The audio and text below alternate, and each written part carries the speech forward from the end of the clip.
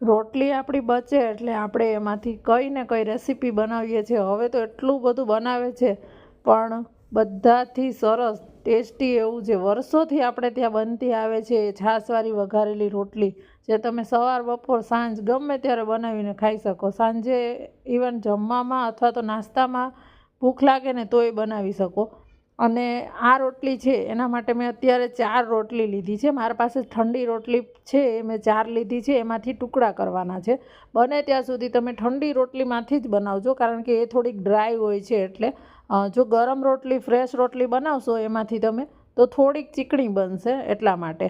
તો રોટલીના મેં આ રીતે નાના ટુકડા કરી લીધા છે. આપણે પહેલાં રોટલીના ટુકડા કરી લેવાના છે. થોડીક તૈયારી કરી લઈએ એટલે ફટાફટ બની જાય. ત્યાર પછી આપણે ફ્રેશ છે લસણ, એની પેસ્ટ બનાવશું. જો તમે ઘરમાં લસણવાળી ચટણી રાખતા હોય તો એ લઈ શકો છો, પણ ફ્રેશ લસણ લેશો તો એનો સ્વાદ તો બહુ જ સરસ લાગશે. હવે આપણે લસણ વાટી લીધું છે અને આપણે છાશ લેવાની છે. તો અહીંયા આપણે છાશ તૈયાર છે મારા પાસે, ઘાટી અને થોડીક ખાટી, એટલે એ હું 1.5 કપ જેટલી છાશ લઉં છું. જો તમારા પાસે છાશ ના હોય અને દહીં હોય તો તમે અડધી વાટકી ખાટું દહીં અને એની અંદર પાણી લઈ અને એને બ્લેન્ડ કરી અને છાશ બનાવી શકો છો. હવે આપણે આ છાશમાં મસાલા કરવાના છે. આજે હું મારા ઘરમાં જે રીતે બને છે, મારા મમ્મીની રીત, એ હું બતાવું છું. તો છાશની અંદર 1 ચમચી ધાણા જીરું પાવડર, તીખાશ ગમે એ પ્રમાણે 1 ચમચી મેં લાલ મરચું પાવડર. આ થોડીક તીખી હશે તો ખાવાની મજા આવશે. ત્યાર પછી અડધી ચમચી હળદર લેવાની છે. અત્યારે આપણે ડુંગળી લસણ કે એડ નથી કરતા, ડુંગળી ટમેટું કે વઘારમાં તમને એડ કરવું હોય તો હું તમને કહેતી જઈશ ક્યારે કરવાનું. આ છાશનું મિશ્રણ છે એ આપણું તૈયાર થઈ ગયું છે. અને આપણી રોટલી વઘારવા માટે મેં અત્યારે એક પેન લીધું છે, એની અંદર 2 મોટા ચમચા તેલ લીધું છે. તો તેલનું પ્રમાણ થોડુંક વ્યવસ્થિત લેવાનું. તમે ઓછું લેવું હોય તો લઈ શકો છો. હવે આ તેલ છે એ વાતનું ધ્યાન રાખવાનું કે તેલને એક વખત એકદમ સરસ ગરમ થવા દેવાનું, કે જેથી એમાં રાઈ સરસ ફૂટી જાય. અને જો આપણે રાઈ એડ કરી દીધી છે અને આપણી રાઈ છે એ જેવી ફૂટી જાય એવો ગેસ એકદમ જ સ્લો કરી દેવાનો, નહીંતર આપણી છાશ એડ કરશું ને તો છાશ છે એ ફાટી જશે. એટલા માટે અડધી ચમચી હવે આપણે જીરું લીધું છે. ત્યાર પછી આપણે હિંગ લેવાની છે 5 ચમચી જેટલી, અને જે ફ્રેશ આપણે વાટેલું લસણ છે એ લઈ લેવાનું છે. અહીંયા જો તમારે ડુંગળી ટામેટું વઘારમાં લેવું હોય તો ડુંગળી લેવાની, અને પછી થોડીક ચડી જાય પછી ટામેટું પણ લેવાનું. ત્યાર પછી એમાં છાશ એડ કરવાની. આપણે અત્યારે લસણની પેસ્ટ લઈ અને પછી ડાયરેક્ટ એડ કરશું, ડુંગળી કે ટામેટું નથી એડ કરતા. ટ્રેડિશનલ તો આ જ રીતે બનતી હતી. હવે બધા ડુંગળી ટામેટાને એડ કરે છે. ત્યાર પછી આપણે એની અંદર છાશનું જે મિશ્રણ છે એ લઈ લેવાનું છે. જો અહીંયા તમે જોયું ગેસ છે એકદમ સ્લો છે, એટલે આપણી છાશ છે એ એડ કરતાં જ નહીંતર એકદમ છાંટા ઉડશે. અને આને ઢાંકી અને 10 સેકન્ડ જેવું રહેવા દેશું, એટલે આ વઘાર છે આમાં સરસ બેસી જશે અને છાંટા નહીં ઉડે. હવે આપણે ગેસ પાછો ફાસ્ટ કરી લીધો છે અને આને કન્ટિન્યુઅસલી હલાવવાનું છે જ્યાં સુધી આમાં બબલ્સ ના આવવા લાગે, ઉકળવા ના લાગે ત્યાં સુધી. આવું કરવાથી આપણી છાશ છે એ ક્યારેય નહીં ફાટે. અને મીઠું નથી આપણે એડ કરેલું એટલે પણ છાશ નહીં ફાટે. જો તમે સાઈડમાં જોઈ શકો છો કે છાશ બધી ગરમ થઈ ગઈ છે, આ વઘાર કરેલો છે. તો હવે આપણે આની અંદર મીઠું લઈ લેશું.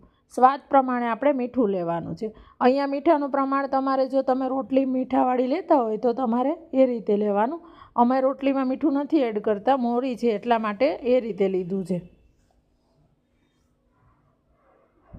જો આ બધું એક વખત મિક્સ કરી અને હવે છાશ ગરમ થઈ ગઈ છે, ત્યાર પછી આ છાશ ઉકળે ત્યાર પછી જ એની અંદર રોટલી એડ કરવાની. એક વખત એક બોઇલ આવી ગયો એટલે આપણે હવે રોટલી એડ કરી દીધી છે. રોટલીને બધી છાશની અંદર ડૂબાડી દેવાની આવી રીતે, એટલે જે આ રોટલી છે એ છાશના અંદર આ મસાલા સાથે ચડી સોફ્ટ થઈ જશે ને એની બધી ફ્લેવર રોટલીમાં આવી જશે. હવે ગેસની ફ્લેમ ફરીથી એકદમ સ્લો કરી ઢાંકી અને આને 3 થી 4 મિનિટ ચડવા દેવાનું છે. જો સરસ ચડી ગઈ છે રોટલી, આપણી સોફ્ટ પણ થઈ ગઈ છે અને સાઈડમાંથી તેલ પણ સરસ છૂટી ગયું છે. જો અત્યારે મેં આટલી લિક્વિડ રાખી છે. તમારે જો આ વધારે ઢીલી ખાવી હોય, આ ગરમ ગરમ જ ખાવાની છે, તો હજી તમે લિક્વિડ થોડુંક એડ કરી શકો છો. પલને છે એ થોડીક આવી થીક ભાવે છે, અમને વધારે ઢીલી ભાવે છે, તો તમારે થોડીક હજી છાશ અથવા પાણી એડ કરી દેવાનું. તો આપણી આ રોટલી છે એ તૈયાર થઈ ગઈ છે. લાસ્ટમાં ઉપર બહુ બધા કોથમીર લેવાની છે ફ્રેશ, એનાથી બહુ મસ્ત અંદર સુગંધ અને ફ્લેવર આવશે.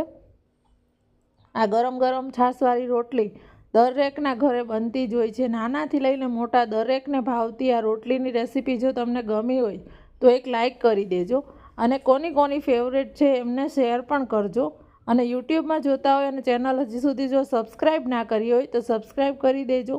ફેસબુકમાં જોતા હોય અને પેજને ફોલો ના કરી હોય તો ફોલો પણ કરી દેજો. અને હા ફ્રેન્ડ્સ, પ્લીઝ શેર કરતા જાઓ, એનાથી મને ઘણો સપોર્ટ અને મોટિવેશન મળશે. તો જો કોની ફેવરેટ છે. આ રીતે તમે છાશવાળો વઘારેલો રોટલો પણ બનાવી શકો છો. સેમ મેથડથી બને છે. આની અંદર તમારે રોટલીની જગ્યાએ રોટલાનો ભૂકો લેવાનો, રોટલાના ટુકડા. હવે તો રેસ્ટોરન્ટના મેનુમાં પણ આપણી આ વિસરાતી વાનગી આવી ગઈ છે.